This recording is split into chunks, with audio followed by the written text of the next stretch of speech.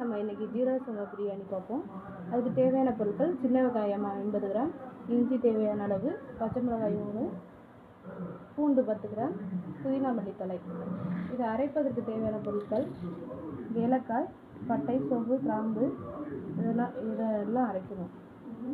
ஜீரக சம்பா பிரியாணிக்கு 1/2 kilo chicken எடுத்துருக்கு. இதில் தனி மிளகாய் பொடி, சிக்கன் பொடி, உப்பு, தயிர் கலந்துருக்கு.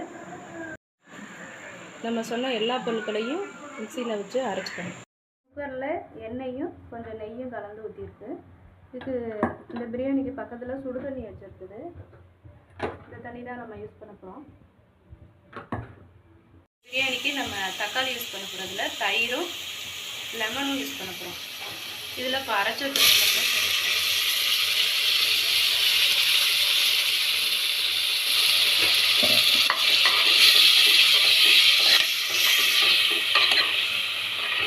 நல்லா பச்சை வடை போகணும். உப்பு சேர்த்துக்கணும். இதில் வந்து நம்ம சிக்கனை போடணும்.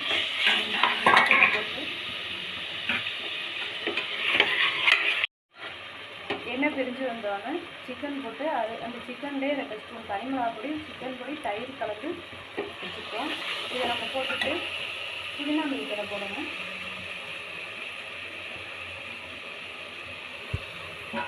புதினா மல்லித்தழை போட்டு நல்லா வதக்கணும்.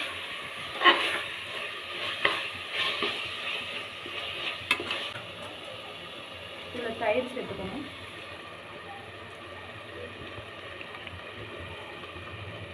நம்ம தக்காளி கூடுவே இதில் தயிர் வந்து 2 ஸ்பூன் சேர்த்துக்கணும்.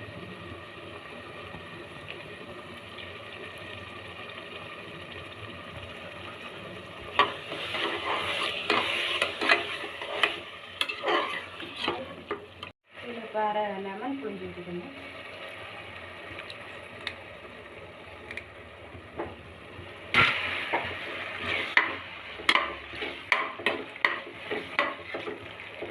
இப்போ இதில் 1/2 கிலோ சீரக சம்பா ரைஸ் சேர்த்துக்கணும்.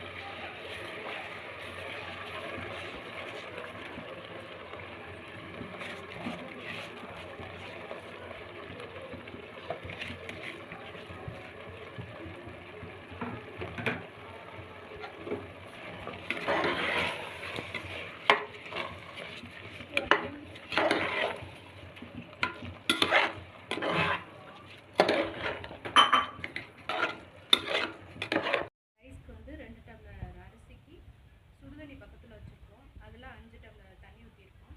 இப்போ நல்லா கொதிக்கட்டும். கொதிச்சோன்னா நம்ம முடியும்.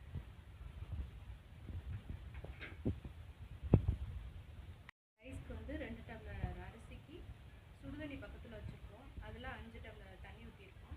இப்போ நல்லா கொதிக்கட்டும். கொதிச்சோன்னா நம்ம முடியும். நல்லா கொதிச்சிருச்சு. இப்போ நம்ம மூடி போட்டு முடியும். சுவையான சிக்கன் பிரியாணி ரெடி.